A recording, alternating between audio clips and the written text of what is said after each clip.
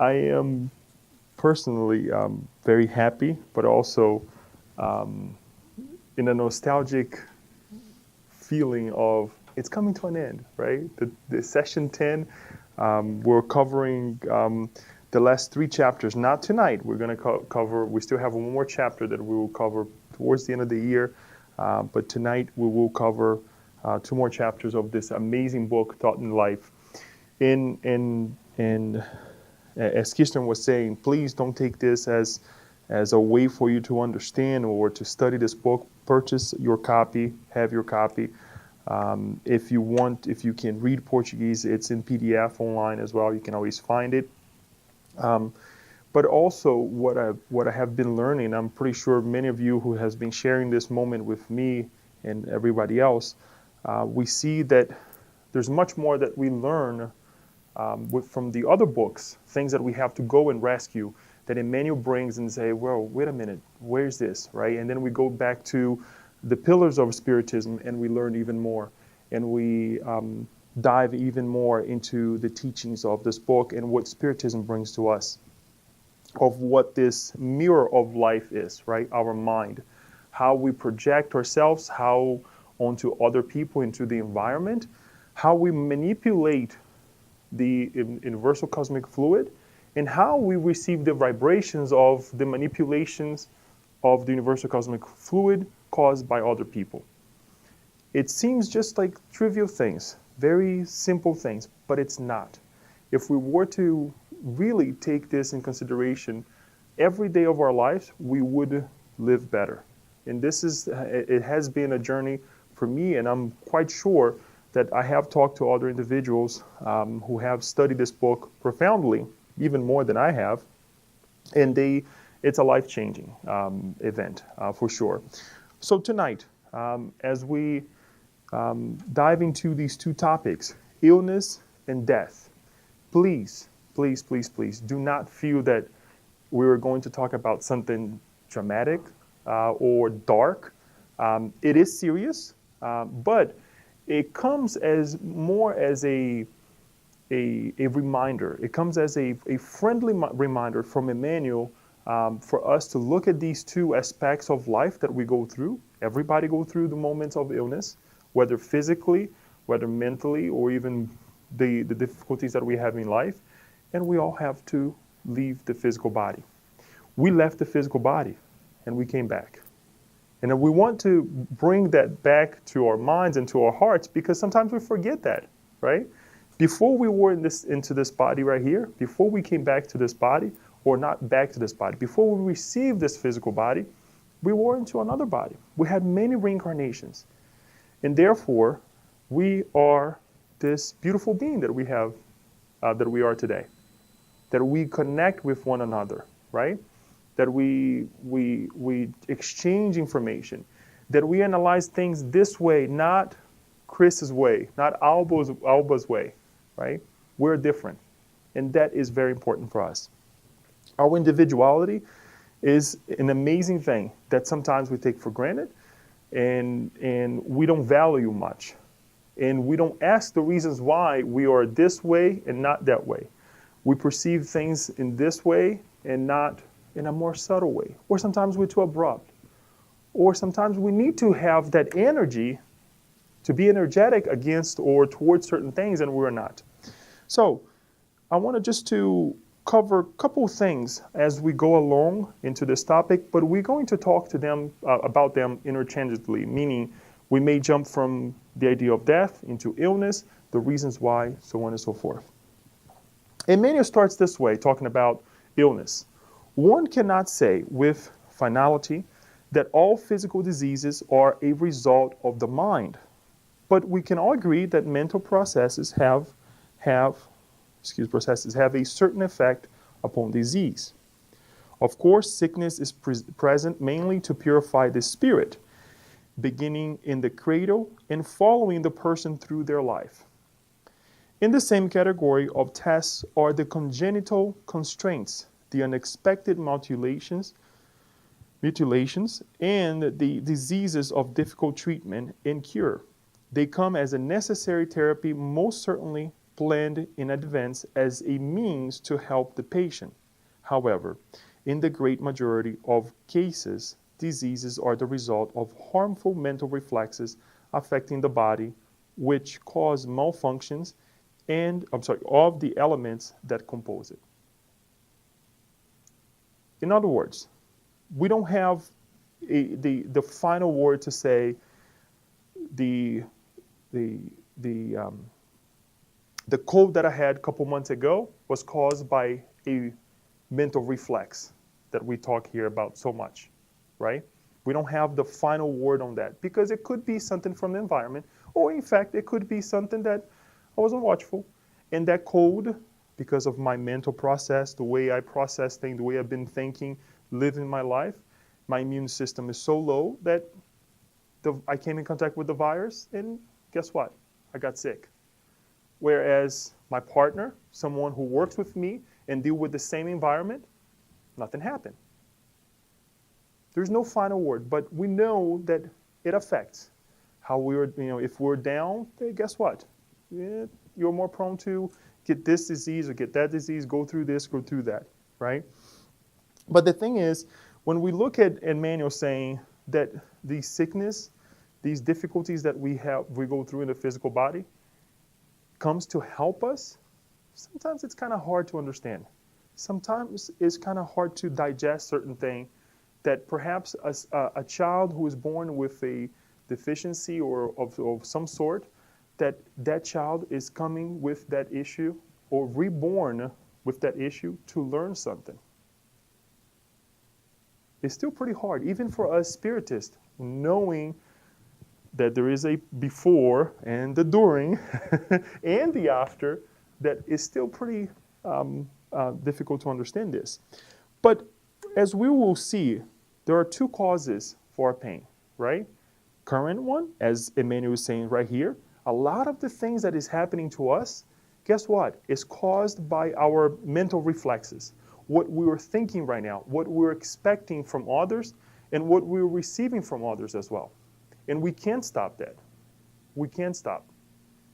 We're constantly changing, exchanging information. As recently we were discussing at home, I started talking about something, whatever comment I was making about a subject, and then my mind started going off in a tangent where I was like, okay, a couple minutes later I was like, why am I thinking about this? And then I just went back, kind of as if it was kind of rolling the tape back, and I said, okay, I was thinking about this, so this led me to think about this, and this, so on and so forth. And we were constantly thinking. And sometimes we don't even catch ourselves, to the point that we're thinking negative things, dramatic things, right? We're connecting with what we see on TV, and then it's like we're sick. We're so down that it's like, where's my energy, right? So before we dive into this idea of the before, the during, the after, or what we're thinking, I wanted to go ahead and reflect again on this passage, blessed are the afflicted. It's on chapter 5, item 1, 2, and 3 of the Gospel according to Spiritism, that this is a teaching. The reason we bring it is because this is the teachings that we received from the Master. And as we read right now with John of the Angelus, she's always trying to make this connection. So I think it's important, as Emmanuel does the same way. The passage, this is actually the second verse of the Beatitudes. Blessed are they who weep, for they shall be comforted. Blessed are they who hunger and thirst for righteousness, for they shall be filled. Blessed are they who suffer persecution because of righteousness, for the kingdom of heaven is theirs. When we read this passage, there are two things that we need to take in consideration. Jesus is talking about that we will inherit something. It's not that moment, that these individuals who are suffering, they will inherit something in the future. It's not there. It's not right at that moment, right? So we have to acknowledge that there is a presence, or there is an acknowledgement of the future in itself, right? So if we are suffering because of something, do we agree that God imposed that suffering on me? Because he's talking about for those who weep. Why am I weeping? Was that imposed by someone? Well, if it was imposed by someone, there is a reason, right? If it's imposed for someone, but we don't find the reason of the imposition of that suffering right now, that the root of or the cause of that suffering is where? In the past. So we have to acknowledge the future because Jesus is promising something to us, a better life in the future. But we also have to acknowledge the presence of a wrongdoing in the past that is now causing me to weep. And here we are. We know the past. We know that there is a future, but here we are in the present. And this is what we need to really focus right now, because what has happened, we are seeing the results right now. But it's what we're going to do now that's going to liberate us in the future and find this peace that he's mentioning here.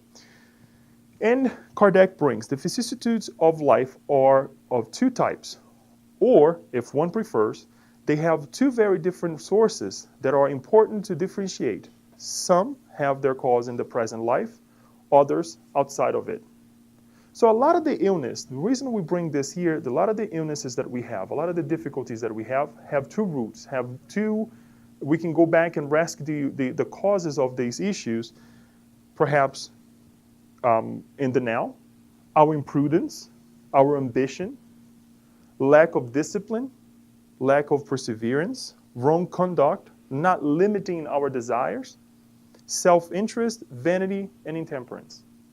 A lot of the things that we're suffering right now, let us not be or fall into the temptations to say that we are victims of the past. It's because we are not taking care of ourselves. It's because we're not taking care of our environment, and it's because we're not really paying attention to our mental reflexes. What we generate towards others and what we're receiving from others as well. If we were to take at least two of these things, it doesn't have to be the most difficult areas that we have to work on, but two of these things.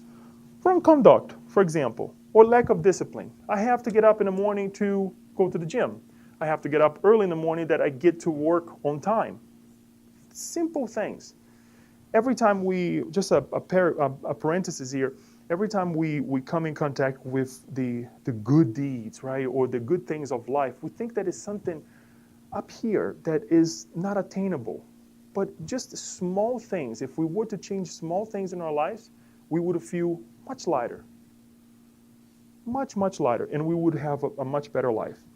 On the other hand, if we cannot find the causes of our afflictions in the current life, we have to go and rescue these afflictions in past lives. Because it would not be just for a child to be born with a deficiency or whatever the problem may be, or someone who is working their lives and doing the right things, and then suddenly they suffer an accident that is unstoppable. Where is the cause of it? If we are acknowledging a God that is just and love, there's got to be a cause, right? So losses of loved ones, as we just mentioned, someone who is doing extremely well in life, or somebody who is trying their best and something happens, accidents that could not be prevented, natural disasters, for example, right? Where are the cause of it? And sometimes we have to acknowledge as well, and we can find more information about it on the book Action and Reaction, that we're going to talk about a little bit more, the ideas or the explanations of these natural disasters, on how it happened. In a book by Joana de Angelis as well, not Joana de Angelis, by Divaldo Franco, Evolution to Worlds. Where's the book? I don't think we have it here. Also explain a whole lot. Congenital infirmities and so on and so forth. Huh? No, and it's not After the Storm. It's another book. I forget the name now. It will come to mind, and I'll remind everyone. But thank you. So we need to look at these aspects, and we need to acknowledge, first of all, where we are. It's important that we take responsibility for where we are in our lives, right? responsibility for what we're thinking, for what we're feeling as well. As well as we take a look at the past and say, yes, we all know. We all know that we were not perfect then. So much so that we're still reincarnated here on planet Earth, right? Going through all the tribulations that we're going through in our lives. So we're not perfect. We know that. Now, what we personally and collectively can do is what will dictate where we will be in the future. So that in the future, we're not going to be in meetings like this thinking of what we have done. Hopefully, we'll be meeting to say, oh, you know what? How we're going to rescue this group of people, this other group of people who hasn't done so well yet. Much given, much will be asked, right? So perhaps we'll be in better meetings to help one another. And who are we? I know it's something that we have seen it. I know it's something that we talk about over and over and over. It's not just the physical body that our friend Julie was showing to us last week, right? Because before we reincarnate, as Emmanuel kind of mentioned over here, there was a preparation. So we are spirits, right? We're spirits at a human level. We're not just this physical body. We have the physical body, but in order for our spirits to connect with the physical body, we have to have what? Our spiritual body, or perispirit. Why is this important in this study? Because we're not the illness. We're not the illness. And I'll repeat again, we're not the illness. Whatever we may go through, we're not it. And not only for ourselves, this serves for other people as well. When we go and say something about an individual who is sick, right, or judge, that person, that individual is not the illness. He's a spirit, or she's a spirit, just like we are, in a process of evolution. Now, what he has done in the past is not for us to judge either. And what he and she is doing with their lives right now, it's not for us to judge. If we want something to change, we got to go and help, right? Sometimes we have to be a little bit more energetic with one another. Sometimes we have to give it time, because time will change, right? But it's important for us to see this again and differentiate ourselves or separate ourselves from the illness that we're going through right now. What is affecting our bodies right now? Because as Emmanuel says, that illness is just a moment to wash all the stuff out, all the bad stuff out. And how does it come out? Because the negative thoughts is being generated in the spirit, through the spirit, right? It's passing through, if we can say this way, just in lame terms, passing through the perispirit and dumped, thank you, that's a good word, into the physical body. Into the physical body. So we need to change right here. If we want to see a change in this right here, in our environment, the change has to start right over here. Because the influences that we receive, especially in the environment that we live, is pretty detrimental to come from the outside to the inside. It has to be a collective thing. It has to be a collective thing.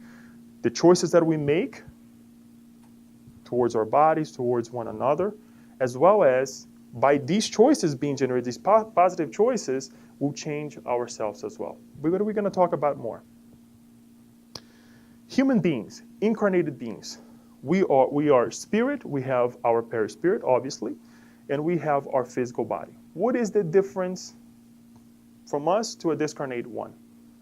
A spirit and the perispirit. Does the spirit stop sending vibrations just because they don't have the physical body? No. Do they stop receiving vibrations just because they don't have the physical body? No. We're still connected.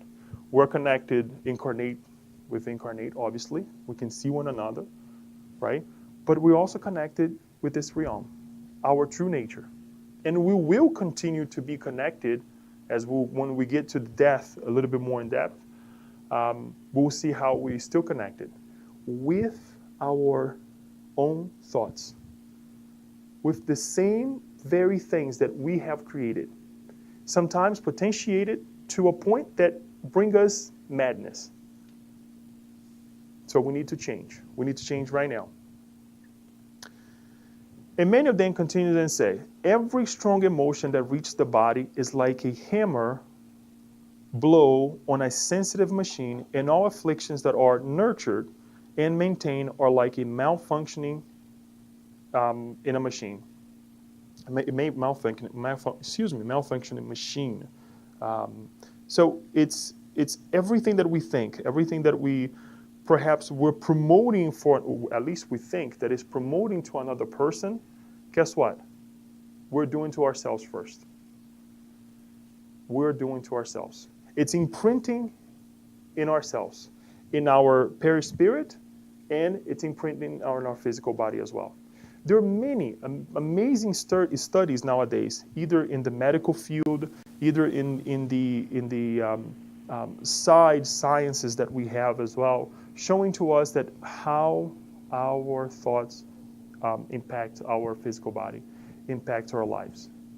The back pains, the knee pains, right? This pain, that pain, the headaches that we have, all of these things also are generated by our thoughts. As he says, contemporary medical science is already aware of the fact that all mental tension greatly affects the physical body. When there is an inner conflict, watch this, and many of us are prone to have stomach aches sometimes, right? Dysfunction in the stomach. Sometimes we eat something and we want to eat, we're hungry, but after we eat, we're like, I shouldn't have eaten this, right? Or we eat something and we're going to have a discussion that we're not supposed to. Or we think about something that we're not supposed to. When there is an inner conflict, most of the time, the salivary glands cease their flow of secretion. The stomach becomes spasmodic and refuses to produce choleric acid.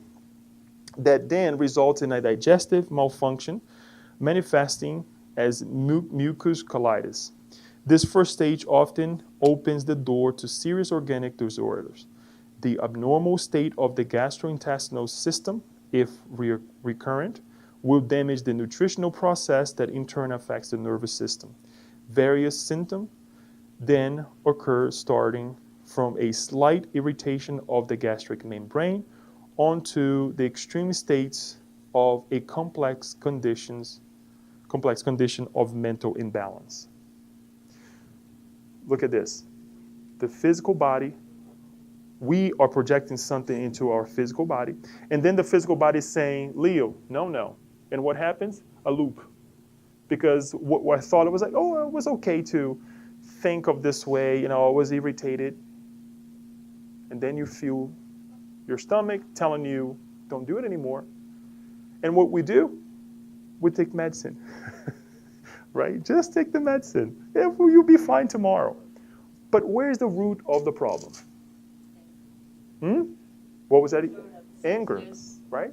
It was within ourselves. It was within ourselves. There has to be a change. I don't like to be, with affirmation, sometimes we have to be careful. Sometimes we have to be inviting more than tell people what to do. But in a situation like this, and when we hear our friends telling us, Emmanuel, a good mentor, telling us this, then we have to tell one another, there has to be a change. Maybe we're thinking, it's too late now. No, it's not. Because guess what? You will lose this physical body, and you will get another one. And another one, and another. And you're going to go through this process until it changes. Do we want to change it sooner than later? Yes. We don't want to wait. That's why we're talking about illness and death. And that's why we talked about the before, and we're seeing our doing right now, our present situation now, and what can happen to us in the future. Look at this little guy. Depressed thoughts bring sickness to a healthy body and aggravate the condition of a sick body. There are two things here. We already know that this depressive thoughts bring sickness to a healthy body. If we're healthy and we think negative, we do things that is not appropriate for ourselves, we'll get sick. Simple as that. But why is Emmanuel saying that it will also aggravate the condition of a sick body. Why do you think so?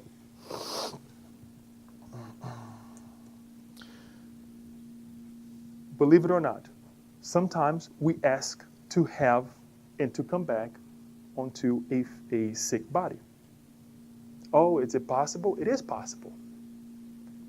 Is it another affirmation that we receive with Spiritism that sometimes if we're not careful with, we can kind of let our worries and our difficulties get in the way, not accepting, not acknowledging this as a way to purify ourselves, but it's true. It's true. So if we have a condition, a predisposition to some kind of illness, and we're not thinking positively, and we're taking that condition as a way to purify ourselves, acknowledging that we are not just the physical body as we saw, that we should learn from that difficulty, guess what? It's going to get worse. And perhaps with the mental reflexes that we're pushing towards that illness or that situation, it's only going to aggravate the physical body that we will receive in the future. There is a chapter, Kirsten will probably remember the chapter that we studied together, Sanctions and Assistance. What chapter is that, Kirsten? It's chapter 19. It's a beautiful chapter of this book, Action and Reaction. Again, a plug in here. Please take the book, read it. It's an amazing book. It's also, we also have a recording that Kirsten and I would put together, just highlights of the book if you want to go YouTube and Google it or pull it up. That also helps. But in this chapter, chapter 19, entitled Sanctions and Assistance, André Luiz is actually talking to Dr. Druzel, who is the Director Druzel, better way to say it, talking about this topic of sanctions and assistance. And what is sanctions when we think? And what is this assistance, right? That he says the following, that in order to recommence the physical struggle, and these are individuals reincarnating, Druzel is saying, we ask for a regimen of sanctions. Or if we do not have the right to ask for ourselves, someone else obtains it by interceding with the higher authorities on our behalf. What are these sanctions? And he explains that these sanctions is not that we are going to reincarnate with people that we're not doing so well. We didn't do so well in the last reincarnation. That can happen, but this is not the sanctions that he's talking about. He says the following.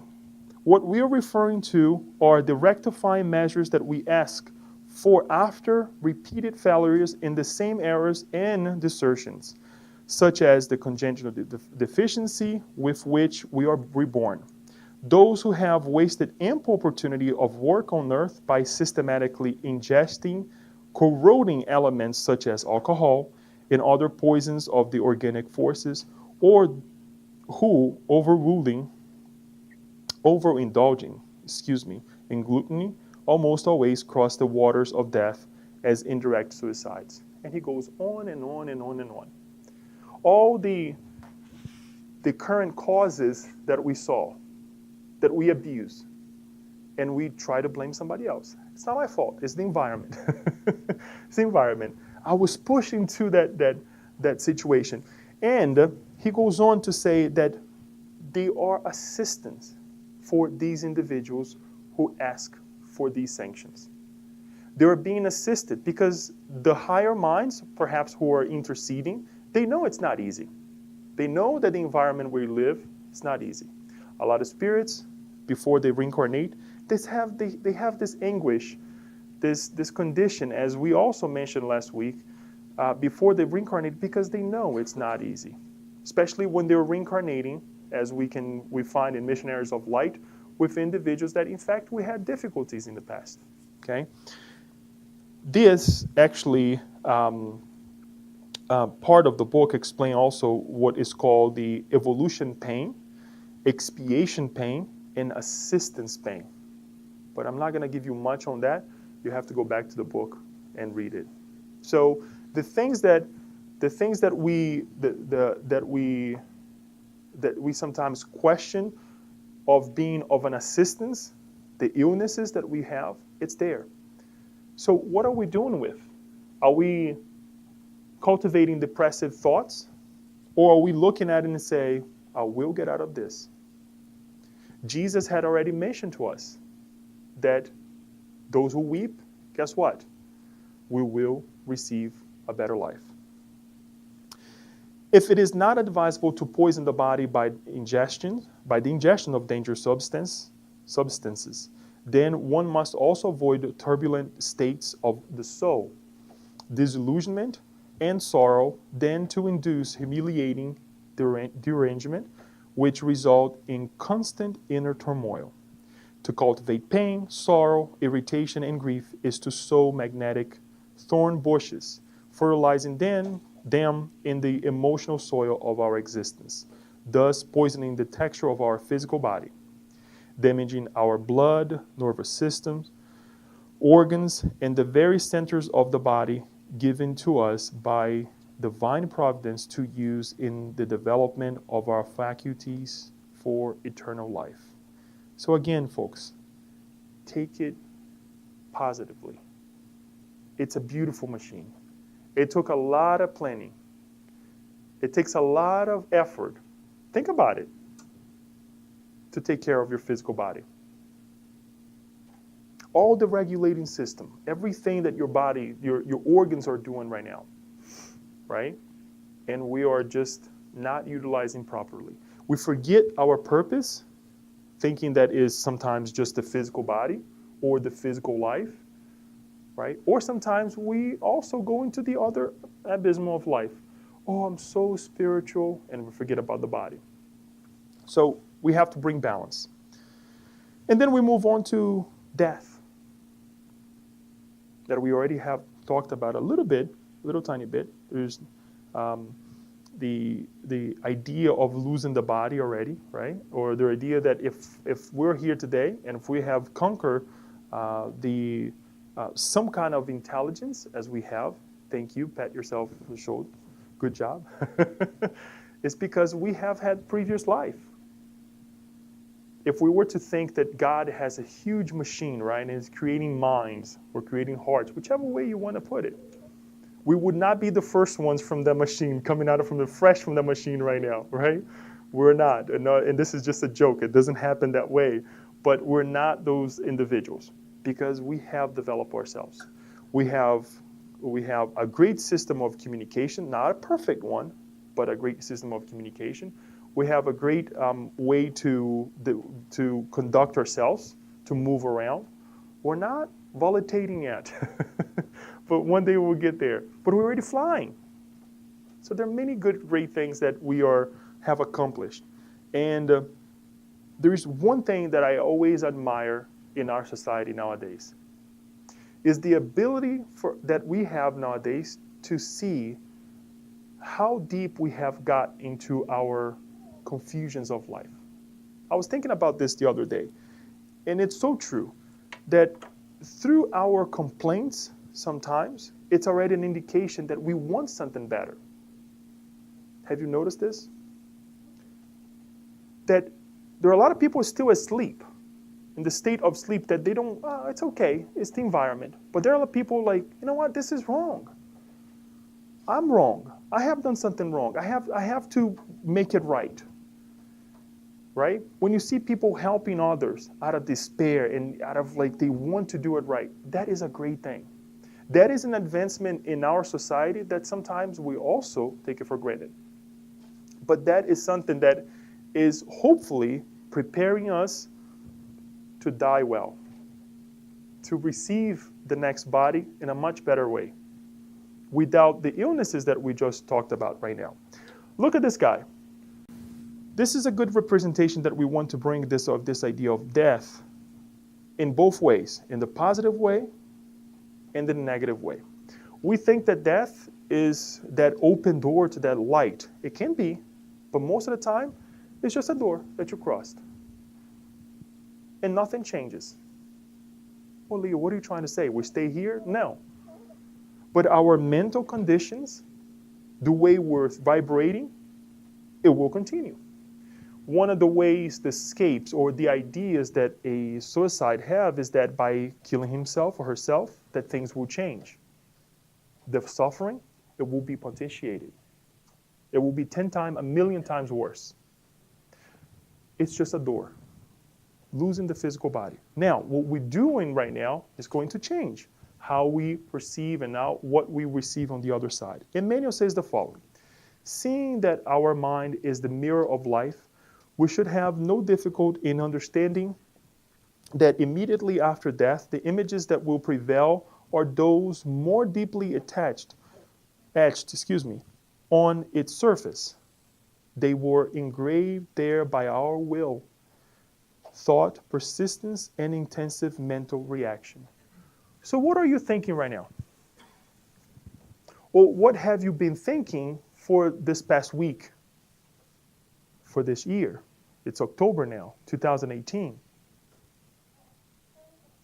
The past 3 years, the past decade. Think about it. Do an analysis, and you will see that sometimes we will find within ourselves the repetitive things. That sometimes when you go through the moments of life, that, oh man, I wish I could get rid of this. Why not? What are you waiting for? What is stopping you from making that change? Because once you cross the door, guess what? It's going to be there if you don't take care of it right now. If you don't take care of it right now. Thought that is a fluidic plasma has the ability to materialize its own creations and give them temporary vitality, and movement. Therefore, after our transition to the grave, we naturally become obsessed by the pictures that our imagination creates and are kept in a state of hallucinations. Most incarnate spirits experience this process during common sleep. Instead of retreating from the body during the hours of rest, they remain by it receiving primitive thought reflexes and sensations that are in need of adjustment. Remember, through our sleep, we're temporarily disconnected from the physical body, not totally. And we're connecting with who? We're connecting with one another here, but we're also connected with the discarnated ones that we presented at the beginning. That's why we brought that representation again of the spirit with the perispirit connecting with us. And through that moment, we're exchanging information. So whatever I thought, whatever I felt throughout the day or throughout the week, at the end of the day, when I go to sleep, we're going to connect. The exchanges will happen. And will be potentiated based on the validity that we gave it to. Is it simple to think this way? It is. Is it simple to correct? No. Because we have done it over and over and over and over again. But the question stands, what are we doing to change, right? All circles of life need the acquisition of good habits to comply with the education process. All accomplishments of the spirit are made possible through repetitious lessons. These classes are vast sectors of specific work where, through constant effort and long duration, objectives are reached to suit each particular field of knowledge.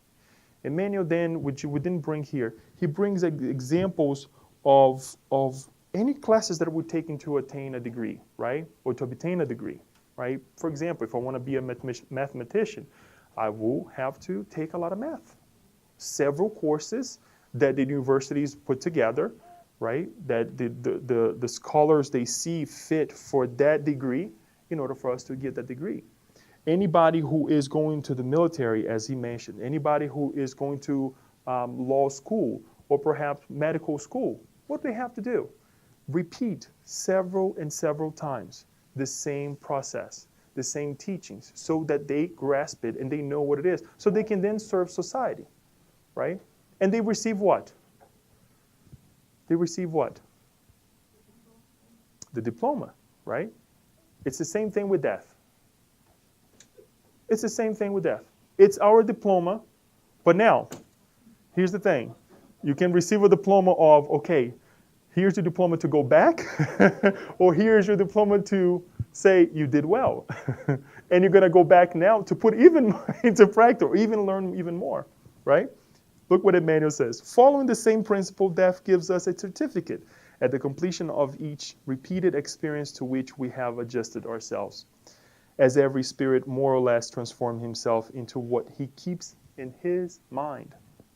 This is how death distills our total mental content and compels us to live temporarily within these thought patterns. If the content is good, we have our portion of heaven that corresponds to the nest we have built within ourselves. On the other hand, if it is bad, we must, out of necessity, be detained in our portion of hell that corresponds to the evil we created until right purification is completed. A hell that was of our own making, created in the intimacy of our conscience.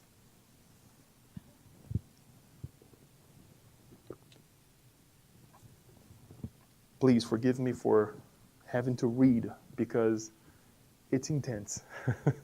Forgive me for having to read because this is a whole lot. When we think that the idea of a dark place that we go, destined to stay there forever, is something that someone else created, that the church created, we have to think again. And it's, again, a lot of explanation about this. The pictures that we create is also in this book, Action and Reaction, towards the beginning of it. And we have to rescue this idea of what are we creating in our lives right now? The goodness or the hell? The heaven or hell? Also, another plug. This is what this amazing book does to us. Read this, Heaven and Hell. I even thought to bring some of the cases here, but it would make it a little bit longer. Perhaps in a future study, we can do that. But I brought one passage of this beautiful book. Very simple. We always mention to our friends, please read it, please read it, please read it. It's André Luiz in the lower zones. At least receiving, not in the lower zone, receive the explanation of what the lower zones, what we call in Portuguese, and it was brought to the English language, the umbral, right? The hells that we perhaps perceive. If you have seen the movie, you will see it starts in that passage, in that moment where he finds himself in the umbral. And then he kind of recollects as well throughout the movie that he was in that region. But the mentor was explaining to him what this umbral is. On chapter 12, entitled Umbral or Lower Zones, explaining to him what this was. Because again, we think that it's something that someone else created. And I was pushed from an abysm and I fell there. And there we were, right?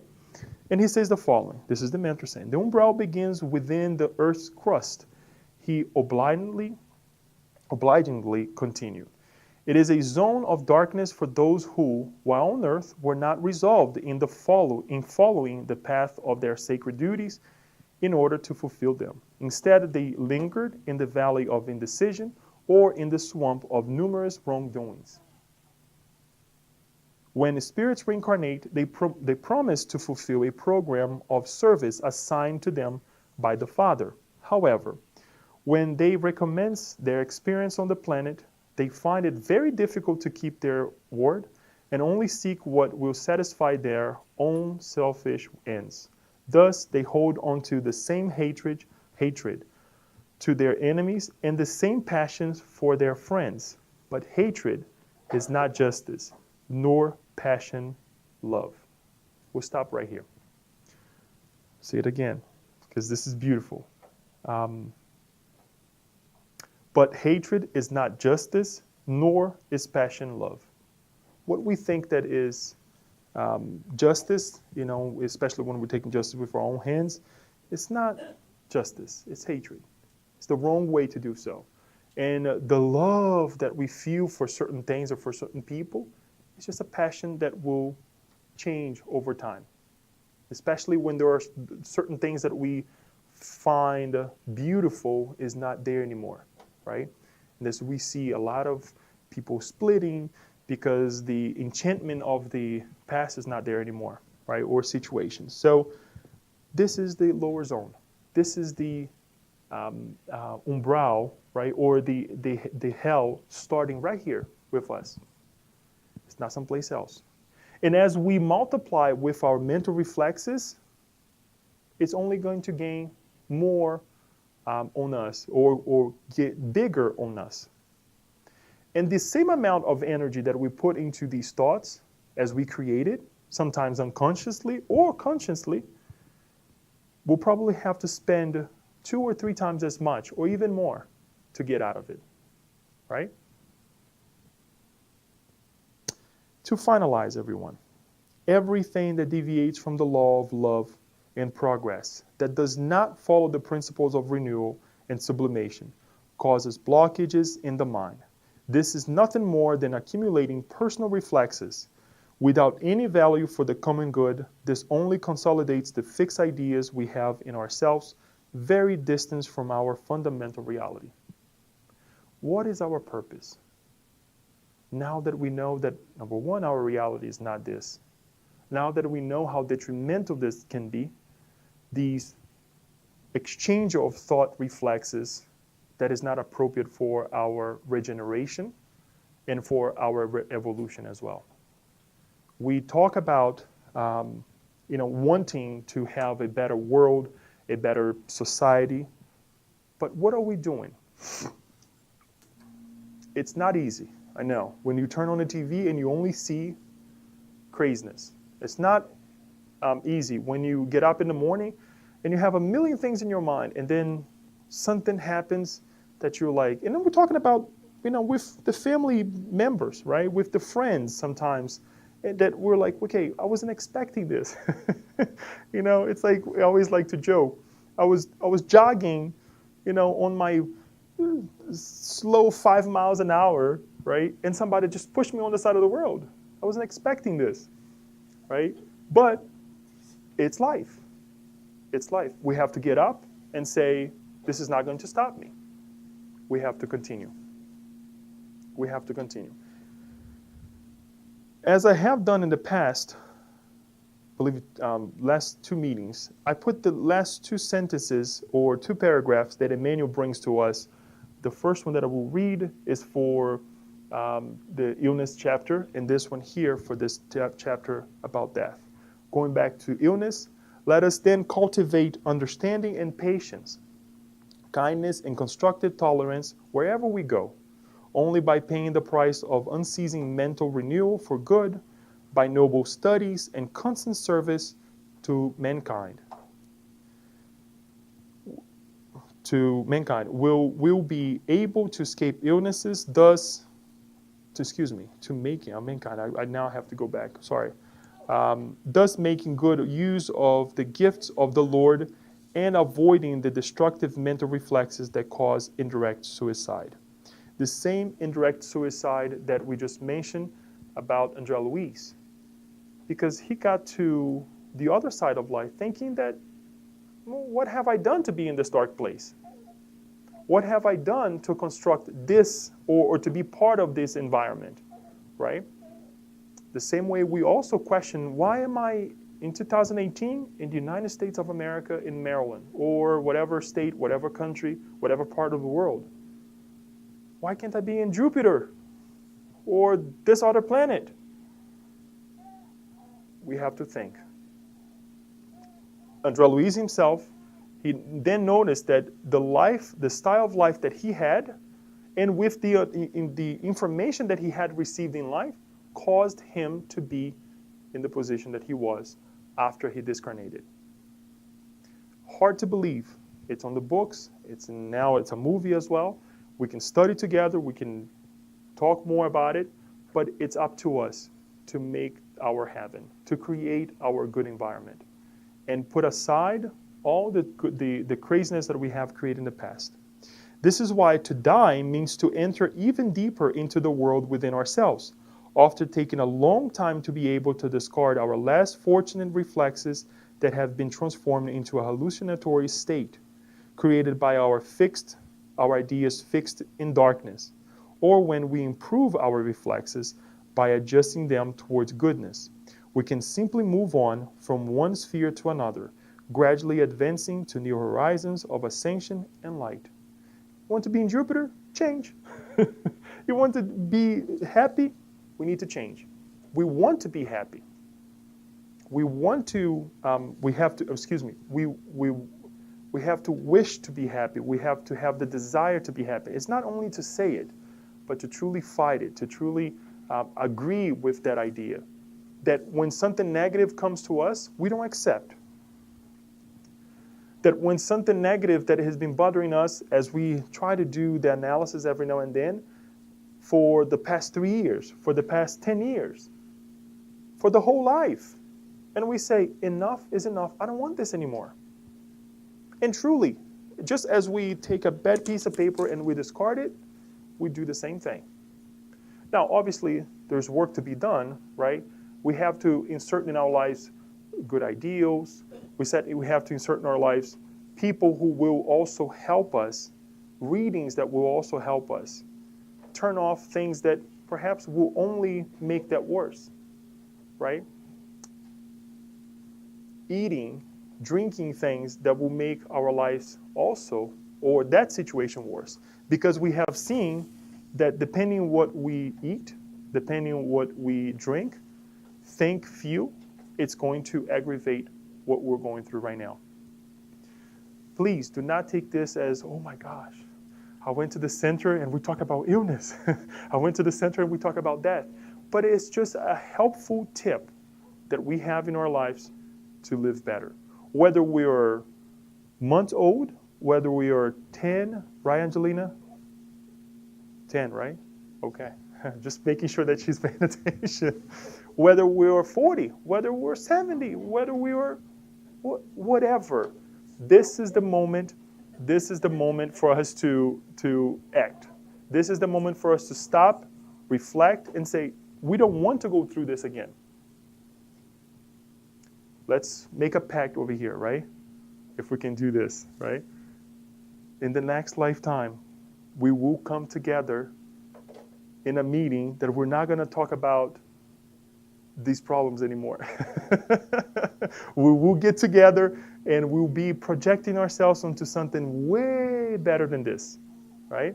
I know it's going to take time, but hang in there. Just hang in there and believe, because the message from our master, guess what? Is of optimism, is of saying, weep now. And this weep is not just sit in the corner and not doing anything and cry, but fight. Be positive, right? Want the best for your life, and then the best will come. So I'll open up for questions before we move on to the end of our meeting tonight. And I know our friend here had risen his hand in the middle of it. He was holding, so. You know, I know you talked about a lot of things that can and bother us spiritually. Like if you drink, that's considered indirect suicide. And people that take opioids, they pass away. That's indirect suicide. What about somebody who goes to work and he has a job, he likes his job, but then the employer wants more done, and the job gets stressful. And I've seen this where I've worked for 41 years. I've seen people under stress that had cardiac arrest and died. Would somebody dying from stress trying to provide for a family, would that be indirect suicide? Great question. And I would like to acknowledge again what we have just mentioned earlier, that we're now in this awakening state, right? Because in the past, living a miserable life at work was something okay. You had no choice, right? To go to work and not be happy about work. It's just life. I have to provide for my family. No, it's okay for you to go back and say, this is not right. We have laws now that prevent crazy things to happen, right? So going back to the question, is indirect suicide? Think about it. We have a choice to make a change in our lives. We know that is detrimental to ourselves, to stay in a place that is toxic, that I can not deal with that situation, but I stay there for sometimes convenience, sometimes for the lack of being courageous enough to say enough is enough and looking for something else. Sometimes that pay of that job is, they pay me so well for that stress that if I leave and I go to a different job, I will have to decrease or bring down the way I live. Foolish, right? In our lives. Indirect suicide. Because we have a choice. We also have to acknowledge that there are certain situations, and we see this in certain cases, excuse me, again, on the book Action and Reaction, that some individuals, they ask for that condition, tough places to work, tough conditions to live with other individuals, to rescue things or to do it correctly at this time, but under the pain. But there are special cases. And for us to judge that this case is this and this case is that is not the right thing to do. What we can do here is to do an analysis. If we are going through such a thing, right? Or if we see a friend or a loved one that we see that the place of work is being detrimental to him or her and detrimental to others, because a lot of people, when they have, and they work they work in an environment like that, what happens most of the cases, they bring that home. Perhaps what they cannot say to the crazy boss, they will say to the wife, they will say to the son, they will say to the husband, right? At home. It's like you take your work, all that craziness, and you don't have a way to liberate yourself. But you liberate yourself at home with others that has nothing to do with that. So now it becomes toxic to those individuals that has nothing to do with that situation. Sometimes they do, because collectively also we have our issues.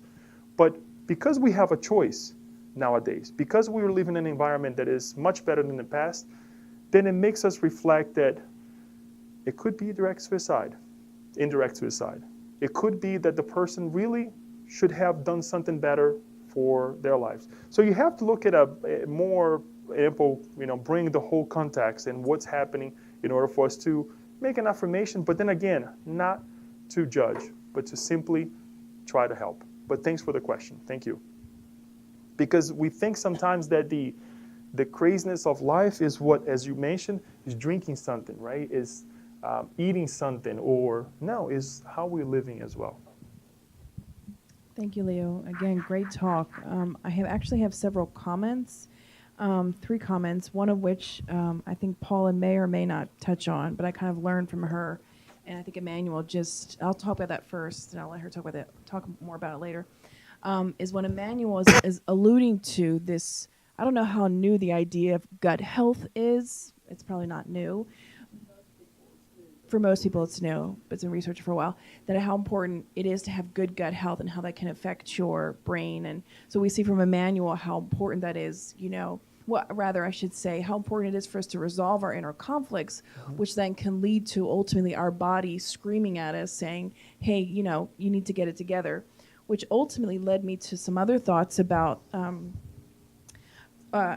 one thing, for instance, especially regarding illness, which seems so taboo, in and out of the spiritist arena for various reasons, whether it's mental health, physical health, or somewhere a mix of everything. But that once the damage is done and we are sick, often we need to go on medication or go into therapy, or do an intense spiritual makeover to reset and address the underlying issues. And something that also came to mind, that all of that is what the new term for that is self-care, self-love, which we don't do enough of. And that is just basically acknowledging that we matter and that I'm worthy of further analysis and care. And we usually, I was reading some work by Dr. Brené Brown, and usually we live in such a bad culture, and I don't mean like the Brazilian or the American culture, but I mean like the culture of society that where I should work myself to death, and don't worry about myself, worry about others, worry about everybody else but myself, and just keep pushing to at one point you hit a brick wall, and life tells you, care about yourself, love yourself, you matter. And I think Emmanuel, in his own way, is alluding to that, and Joanna DeAndres does a lot of that also in the work in her books. And so we need to change that culture, and I love the work by Dr. Brené Brown, because culture affects our concepts and our ideas of what's normal. Like, oh, it's totally okay. This person's running themselves ragged, but it's okay. I'm working really, really hard. And I think forget his name, the gentleman, I'm sorry. Martin? Marty. Yeah, and we see this culture of like work yourself to death. You know, this culture of like sometimes in a work setting where it's like the pressure, and we live in a culture, a work culture sometimes where you're praised for working yourself to death, for working the late night hours, for forgetting about your family and putting your blood, sweat, and tears into your work, and then hitting age 50 and you're going for coronary bypass, and you have to have surgeries and all these things because, and you wake up and go, wow, I gave to this company, but where has my life gone? So anyway, I just wanted to say that I think it's so important for us to do self-care, to not get to that point where illness is knocking on our door. But if it does, that's okay. I just wanted to stand on my soapbox. That's all. Paula. Thank you. Just go ahead. I guess I get to talk. My reaction, I mean, it was excellent for us to think further on, is this is a tremendous rationale for a daily forgiveness practice. I mean, we talk about before we go to sleep at night to take inventory of the day. Mm-hmm. It is not easy to do that inventory without judgment. To keep practicing that we are noting the events, the omissions or something, and right. Then forgive the other and forgive yourself and just take a note to change. Thank you. That I think is it's a tough practice, but eventually you see the payoff because this description of what happens right after death parallels what the Buddhists call the bardo state. And you are your hallucinations. Right. And where do you get your reality check from? We need to trust a spiritual system or a person. Somebody has to help us make sure we're not lost. And then the last one, to go to what Kirsten originally, and I too get excited about, is what we call the gut and psychology syndrome. And there's a book I use when I work with young children. And there was a lot of research going on, more so in Europe and other countries, that if you can correct the microbiome of a child before the age of 3, you can really improve certain behavioral characteristics, including the autism spectrum. Thank you. There are a couple of things that I want to go back and touch on, because we're almost running out of time as well. Is that there's a passage in the book, Missionaries of Light. Please forgive me, I don't have the actual chapter to tell you. You can always go back and look for it. But there is a study of Andrea Louise with the mentor, and I can't remember who was actually accompanying Andrea Louise, that they were analyzing the group of people who were in the mediumistic meeting. In one, Missionaries of Light, yes. I know. I just don't remember the chapter. And one of the aspects that they were analyzing is actually the gut process. Thank you, Kirsten. Kirsten has this thing for remembering the chapter. It's okay. If it's not on chapter 4, it's okay as well. Let's read the book. We'll find out. And Leo, read the book again. Maybe you'll remember next time. So they are analyzing the way or let's say the lack of the digestive system was not working well of that individual because of the thoughts, because of what they have been eating, and all of those things that are happening, and how that influenced as well the whole meeting. Think about this. Somebody's stomach is not helping the meeting. And sometimes we go to places and we're like, why I don't feel well? Why it feels kind of funny here?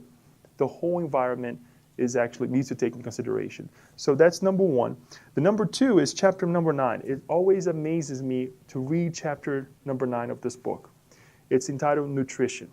Nutrition in the Spirit Realm in Nossolar. How the governor of the spiritual colony had to decrease the amount of goods that they were eating, or the way they were eating as well, in order for them to live a better life. The heavy content of food, of material that they were actually eating. They had to change. And there were a lot of pushbacks from the individuals. Look, spirits, they didn't have the physical body, right? There are a lot of pushbacks saying we need this, especially those who dealt with a lot of numbers and all these things are saying, no, we need this heavy food. We get hungry. And we do, right? Sometimes when we think a whole lot, when we study a whole lot, we get hungry. But what are we eating? How are we changing ourselves that our physiology is helping our physical body? It comes with the mind. And the last thing that I would like to say about this is, as we were preparing for this talk, and this is the last comment that we'll make so we can close, is, she has a question. She has a question. Can we go on, Daniel? Because they want to ask questions. But, okay. In any case, as we're preparing for this, I was listening to Divaldo again on this idea of illness, of getting better. And he reminded us on the talk that I was listening of an issue that he had years ago. Talking about years and years ago, that he started feeling reproducing into his physical body an angina, right? That's how you say in English. And one of the angels comes to him and say, ask yourself, go to the mirror, ask yourself, where is this coming from? Where is the root cause of this, right? And he did that for a couple of times. And at first he said it was kind of awkward for me to go to the mirror and ask myself what's going on, or, and he started doing this process, and he noticed that it was something from the past, that he was carrying within himself, and that he was actually now being reproduced into his physical body, to the point that it was actually not allowing him to speak well. And if we can say that that's what the Father Franco does, besides obviously being a medium, is think about it. It was not only impacting him, but it's also impacting all those individuals who count on the Father Franco and many others to speak, to bring an enlightenment into their lives. And it made me think about my situation. And I'll say something personally here, that I think we're in a good group, even though we're putting this on the web as well. Last year I had one of those beautiful back crises, if some of you remember, right? And I remember, and I mentioned this to some of you already, that the morning that I woke up and I was feeling, my back, being tall, you get, after so many years, you start feeling it. It's normal, right? It's a normal wear and tear that we feel. And I was upset with certain things in life and certain things at work, at, personal life and all those things, that I told myself, I remember, and I will say it to you here, so please don't repeat it. I wish I could stay in bed the whole day. I got up, even though my wish was to stay in bed the whole day. I had to get up. I had to do the things that I had to do, go to work, whatever. And from that day on, my back started progressing. The pain started progressing to the point that I could barely walk. Guess what? I was in bed for 3 weeks. Yes. I was in bed for 3 weeks. And some of you remember, I was walking like a Nate. I was walking like a Nate. And as I was studying this, it brought more emphasis to what I have tried to develop in myself. That when these thoughts come, because guess what? Some days, you want to stay in bed, you want to sleep, I get up immediately and I do something different, right? And I choose to, forgive myself. And I choose to forgive the problems that I'm facing or the people that I'm facing, because what comes towards me, it was something that was generated by this or that individual. I didn't do it. If I'm connected with right now, yes, I have a level of responsibility towards, but it's not my fault. And we have to do something. And how many times we tell ourselves the same thing? And I'm open up with you guys because I don't want to go through this because it hurts. Sometimes it's not the back. Sometimes it could be the knee. Sometimes it could be this. Sometimes it could be the intestines, right? Sometimes we could be the liver. Sometimes it could be the mind in itself, the headaches of life that we have. It's for us to really open up our eyes and to change. So we'll go to Yasko real quick and then Alba. Okay? Thank you for allowing us to make comments. It's because Emmanuel is so rich and the chapters are so rich. I feel that this concept that he explained about death, about how ourselves are the creators of our own heaven or hell, that's powerful. That is giving us back the power of decipher ourselves, right? So in this frame, I was thinking also how important it is the meditation, because I was thinking how I'm going to retrain my mind or my thoughts, because I've been having experiences for so many centuries of negativity that I need to start doing some sort of mental exercise. So I thought, okay, meditation is one of the tools. That's my first comment. My second comment is about the spirits that are in the lower zone or the umbral. They themselves, they put themselves in that situation. And sometimes we as a spirit, we pray for everybody, and we pray for incarnates and discarnates as well. And I was thinking, oh, I need to change my prayer about the discarnates in the lower zone, like, oh, please, for them to be in a better position is, or I don't know, to go further or higher, or Right. it is like, no, no, no. Oh, please give them the wisdom, The the strength. light, the clarity, I don't know. But I feel like also when we pray for others, we need to change our prayers and what are our desires for them. That's my comment. Thank you. It is true, because as we learn with Spiritism, especially when we learn about the mediumistic exchanges that we have, one of the works of the Spiritist Center is to have a mediumistic meeting where we help the individuals who come seek help at the Spiritist Center, right, to liberate themselves from whatever that may be. And if there is a spiritual component where they're being influenced by another spirit or a group of spirits, we're not only ask for the help for the incarnated one, but those spirits as well, right? So it should be a help on both sides. And we have seen this in these sessions here too, that we should pray for those who are coming against us or not allowing us to fulfill ourselves, or those who are in the lower zone. So it is true. It is a great reminder that we need to change our perspective towards the suffering ones. It is one. Yeah, it was about disease, illnesses. In 58, when this book was published, I think no one could understand well all this involvement or impact of our behavior, our thoughts on our life. But today, we cannot say the same because there's so much literature and the medical approach has changed so much, including all this soft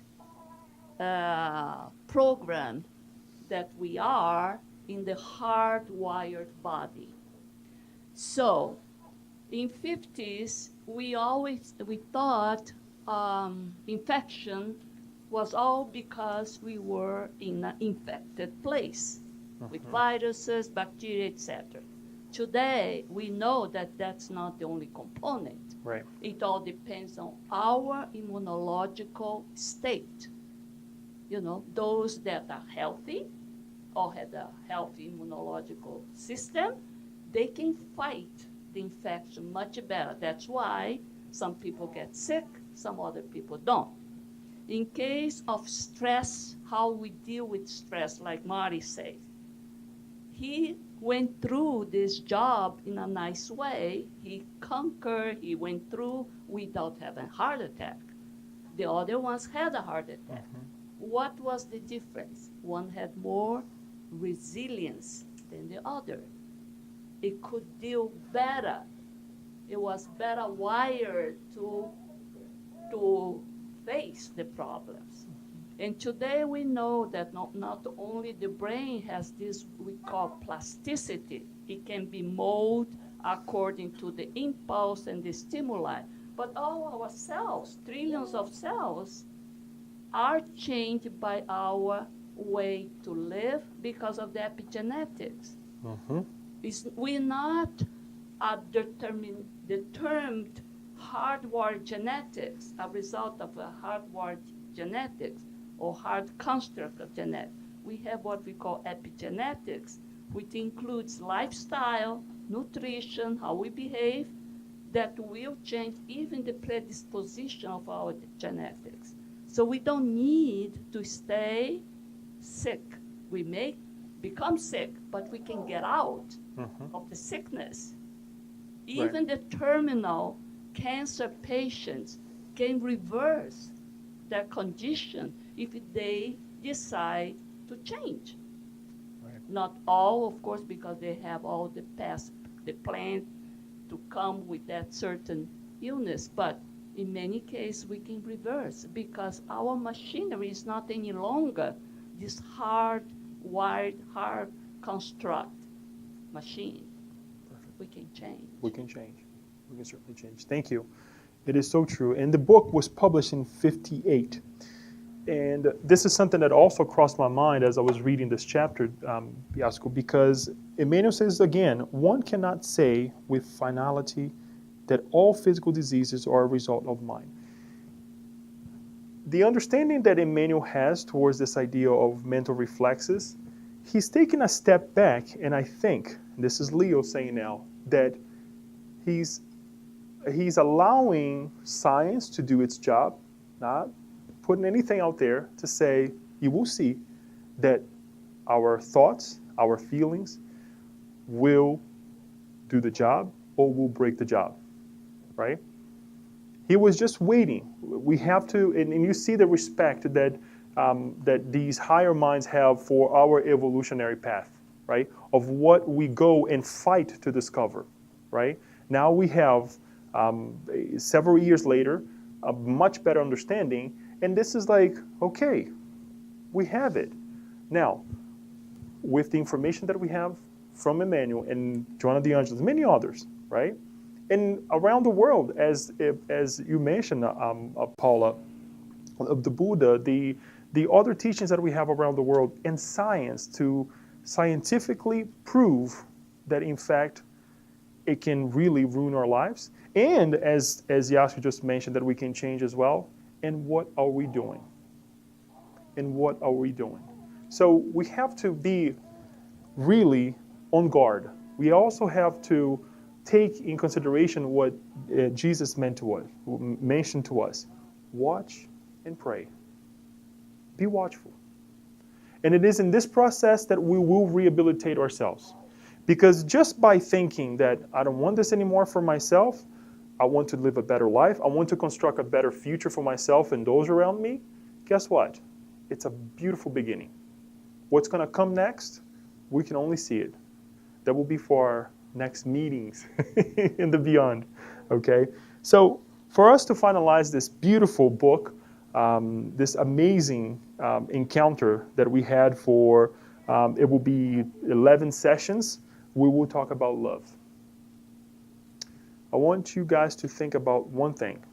We're not going to meet in November. We're going to meet back in December. Ask yourself, don't have to do it, but ask yourself, something that you're being asked to love, but it's hard.